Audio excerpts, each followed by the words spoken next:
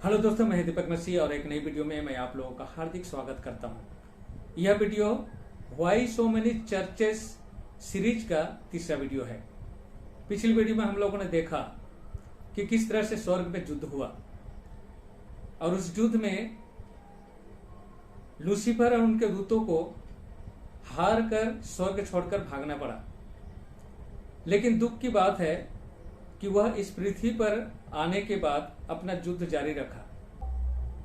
यहां पर पृथ्वी के निवासियों का बहुत बड़ा सवाल है। अधिकतर लोग बोलते हैं कि परमेश्वर जानता था कि लूसीफर गलत है, तो उसको वहीं पर सजा क्यों नहीं दिया, वहीं पर समाप्त कर देता, तो इस पृथ्वी की जो दशा अभी हुई है ऐसी नहीं होती। उसने ऐसा क्यों होने दिया? तो दोस्तों, मैं बता दूं कि परमेश्वर का जो कानून है, उस कानून के डिमांड के कारण ऐसा परमेश्वर ने नहीं किया। और परमेश्वर का राज्य का कानून किसी अपराधी को सीधा दंड देने के पक्ष में नहीं है। जैसा कि व्यवस्था विवरण की पुस्तक 19 अध्याय का 15 से 18 पद तक पढ़े तो कुछ इस तरह से लिखा हुआ है। किसी मनुष्य के विरुद्ध में किसी अधर्म या पाप के विषय जो उसने किया, एक ही व्यक्ति की साक्षी न सुनी जाए, 2 या 3 व्यक्तियों की साक्षी पर ही बात प्रमाणित ठहरे। यदि कोई गवाह द्वेष के कारण किसी मनुष्य के विरुद्ध उसके अपराधी होने की साक्षी दे, तो वे दोनों व्यक्ति जिनके मध्य विवाद है यहोवा के सम्मुख अर्थात नियुक्त किए हुए याजकों और न्यायियों के सामने उपस्थित हो। तब न्यायी पूरी जांच पड़ताल करे, और यदि गवाह झूठा हो और उसने अपने भाई के विरुद्ध झूठी साक्षी दी हो, तो तुम उसके साथ वैसा ही करना जैसा उसने अपने भाई के प्रति करने का विचार किया था। इस प्रकार अपने बीच में से ऐसी बुराई को मिटा डालना, तब लोग सुनकर डरेंगे और तेरे बीच ऐसा बुरा काम फिर कभी नहीं करेंगे। तो दोस्तों, इन वचनों से पता चलता है कि परमेश्वर के कानून में किसी को अपराधी ठहराने के लिए विटनेस की जरूरत है, गवाह की जरूरत है और जज की जरूरत है। मान लीजिए आपका किसी व्यक्ति के साथ झगड़ा हो गया। अब उस झगड़े का निपटारा आप चाहते हैं, तो आप कहां जाएंगे? अदालत में। जब आप अदालत में पहुंचते हैं तो देखते हैं कि जिस व्यक्ति के साथ आपका झगड़ा हुआ है वह व्यक्ति जज की कुर्सी पर बैठा हुआ है। तो आप क्या उम्मीद कर सकते हैं? क्या वहां पर आपका जजमेंट सही होगा? दोस्तों, इसी तरह का सिचुएशन स्वर्ग में दिखाई दिया था। वहां पर 2 दलों में युद्ध हुआ था, लूसीफर और उनके दूतों और मिखाएल और उनके दूतों के बीच में। और यह झगड़ा जब अदालत में पहुंचता है तो पता चलता है कि शैतान जिसके विरोध में अभियोग लगा रहा है वो जज की कुर्सी पर बैठा है। कहने का मतलब है कि लूसीफर जिनके ऊपर ब्लेम किया वही उस अदालत का जज है। दोस्तों, स्वर्ग में लूसीफर और उनके दूतों और मिखाएल और उनके दूतों के बीच में युद्ध हुआ था। और इस युद्ध का कारण क्या था? लूसीफर परमेश्वर के विरोध में अभियोग किया था कि परमेश्वर गलत है, परमेश्वर का कानून गलत है, और इसी बात को लेकर वह अदालत में पहुंचता है। तो जब अदालत में यह केस पहुंचता है तो लूसीफर जिनके ऊपर ये ब्लेम किया है वही उस अदालत का जज है, यानी परमेश्वर उस अदालत में जज की कुर्सी पर बैठा है। तो परमेश्वर उसे सजा दे सकता था, लेकिन सजा देने से क्या होता कि लूसीफर ने परमेश्वर के अगेंस्ट में जो अभियोग या जो ब्लेम लगाए थे वो सही साबित हो जाते। और परमेश्वर का कानून यह बताती है कि वह किसी के साथ अन्याय नहीं करता है। इसलिए परमेश्वर अपनी जज की कुर्सी से नीचे उतर आता है। अब उस जज की कुर्सी में एक जज की जरूरत थी, और उस जज की जरूरत को पूरा करने के लिए परमेश्वर ने आदम को एक जज के रूप में सृष्टि किया। और उसके बाद परमेश्वर कहता है कि मैंने तुझे भूमि पर फेंक दिया, मैंने तुझे राजाओं के सामने रखा कि वे तुझे देखे। तो परमेश्वर ने लूसीफर को राजाओं के सामने रखा कि वो लोग देखे कि कौन गलत है। तो राजा कौन है? मनुष्य है। तो मनुष्य को परमेश्वर ने एज जज सृष्टि किया है। यह पद मैंने एजेकेल 28 अध्याय का 17 पद से लिया। दूसरा पद गीत संगीता 2 अध्याय का 10 पद को पढ़े तो वहां लिखा है, हे राजाओं समझदारी दिखाओ और पृथ्वी के न्यायियों चेतावनी पर ध्यान दो। तो इस पृथ्वी पर जितने भी राजा हैं या मनुष्य है, परमेश्वर उन्हें बोलता है तुम जज हो, तुम समझदारी दिखाओ और सही गलत में फैसला करो। तो परमेश्वर ने मनुष्यों को आज से जज सृष्टि किया ताकि लूसीफर ने जो अपराध किए हैं, जो गलत किए हैं, उसका सही जजमेंट हो सके। पहला कुरिन्थियों की पुस्तक 6 अध्याय का 2 और 3 पद को पढ़े तो पौल कुछ इस तरह से हमें बताता है, क्या तुम नहीं जानते कि पवित्र लोग जगत का न्याय करेंगे? और यदि तुम्हारे द्वारा संसार का न्याय किया जाएगा तो क्या तुम इन छोटे छोटे झगड़ों का निपटारा करने के योग्य नहीं हो? क्या तुम नहीं जानते कि हम स्वर्गदूतों का न्याय करेंगे तो क्या हम इस सांसारिक बातों का न्याय करने के योग्य नहीं? तो पौल यहाँ पर क्लियर बताता है कि हम स्वर्गदूतों का जजमेंट करने वाले हैं। कौन से स्वर्गदूत? लूसीफर और उनके दूतों का। तो दोस्तों, जैसे लूसीफर को पता चला कि आदम को परमेश्वर ने एज जज सृष्टि किया है तो वह बहुत घबराया। वो अपने बचने के उपाय खोजने लगा कि किस तरह से इस जज से बचा जाए। और इसके लिए लूसीफर ने वही मेथड अपनाया जो स्वर्ग में उसने शुरू किया था, लोगों को परमेश्वर के विरोध में भड़काकर, उनके अगेंस्ट में बहकाकर अपने दल में शामिल करना। आदम को तो कन्विंस नहीं कर सकता था, इसलिए वह हवा को पकड़ता है।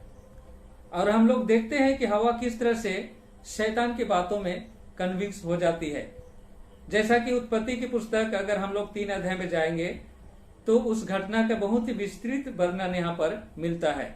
यहाँ पर शैतान सांप के रूप में हवा के पास आता है और क्या क्वेश्चन करता है। यहाँ पर यहाँ लिखा है, क्या परमेश्वर ने सचमुच कहा है कि तुम इस वाटिका के किसी भी वृक्ष में से न खाना? स्त्री ने सर्प से कहा, वाटिका के वृक्षों के फल तो हम खा सकते हैं, परंतु उस वृक्ष के फल में से जो वाटिका के बीचों बीच है, परमेश्वर कहा कि न तो उसमें से खाना और न उसे छूना, नहीं तो मर जाओगे। तब सर्प ने स्त्री से कहा, तुम निश्चय न मरोगे। परमेश्वर तो जानता है कि जिस दिन तुम उसमें से खाओगे तुम्हारी आंखें खुल जाएगी और तुम भले बुरे का ज्ञान पाकर परमेश्वर के समान हो जाओगे। तो सबसे पहला सवाल यहाँ पर स्त्री से शैतान करता है कि मुझे पता चला है कि तुम लोग बहुत मेहनत करता है, बहुत लॉयल है परमेश्वर के प्रति, तुम लोग विश्वस्त है, फिर भी परमेश्वर तुम्हें तकलीफ देता है, परमेश्वर आपके साथ अन्याय कर रहा है, क्योंकि इतने सारे पेड़ को तुम लोग देखभाल करता है कि और मना कर दिया है कि तुम किसी पेड़ का फल नहीं खा सकते। तब स्त्री ने उसको समझाने की कोशिश करता है, नहीं आपने गलत सुना है, हम लोग सभी पेड़ों का फल खा सकते हैं, सिर्फ एक पेड़ के बारे में परमेश्वर ने मना किया है। जैसे ही हवा उस एक पेड़ के बारे में बताता है, तुरंत शैतान उसी पेड़ के ऊपर अपना ध्यान फोकस करके हवा का ध्यान उसकी तरफ आकर्षित करता है। यहां आगे देखते हैं, स्त्री ने कहा कि जिस दिन तुम उसमें से खाओगे तो तुम मर जाओगे। शैतान तुरंत जवाब देता है कि तुम निश्चय ना मरोगे। इसका मतलब है परमेश्वर झूठ बोलता है, तुम लोग से छिपा रहा है। आगे बोलता है, परमेश्वर तो जानता है कि जिस दिन तुम उसमें से खाओगे तुम्हारी आंखें खुल जाएगी और तुम भले और बुरे का ज्ञान पाकर परमेश्वर के समान बन जाओ। परमेश्वर जानता है इस बात को कि ये बहुत अच्छा पेड़ है, इसको खाने से ज्ञान मिलेगा और तुम भले बुरे का ज्ञान पाकर उसके समान बन जाओगे। यानी तुम और दास नहीं रहोगे, तुम स्वतंत्र हो जाओगे, तुम मालिक बन जाओगे, तुम खुद परमेश्वर बन जाओगे। ये परमेश्वर जानता है, तुम लोग से झूठ बोलता है। और जिस तरह से लूसीफर ने स्वर्गदूतों को अपने दल में मिलाया था, उसी तरह से हवा को कन्विंस करने में वह सफल हो जाता है। अब हवा उस पेड़ की तरफ लालच भरी निगाह से देखती है। शैतान इसी तरह से हमें फंसाता है। आप लोग टीवी देखते हैं तो देखेंगे वहां पर बहुत ही लुभावने विज्ञापन आते हैं और बार बार उन्हें दिखाया जाता है, और वो विज्ञापन देखने के बाद आपके माइंड में वो फिक्स हो जाता है कि मुझे भी इसे लेना है, इसी की तरह मुझे भी दिखना है। और इस तरह से शैतान हमें फंसाता है।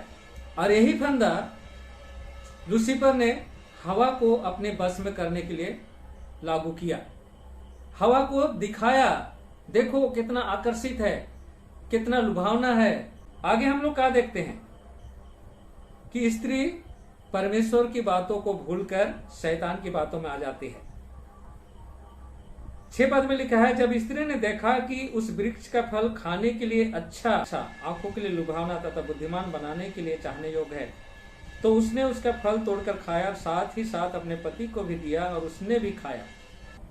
और इस तरह से शैतान अपने मकसद में कामयाब हो जाता है। लेकिन परमेश्वर चुप बैठने वाला नहीं था। परमेश्वर का कानून डिमांड कर रही थी कि जो अन्याय किया है उसका पनिशमेंट मिलना ही है।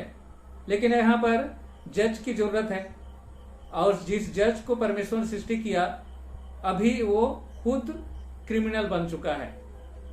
तो सबसे पहला काम क्या था, जो जज के अगेंस्ट में जो अभियोग लगाया गया है उसको रिमूव करना। और उसके लिए परमेश्वर ने अपना प्लानिंग पहले से करके रखा था,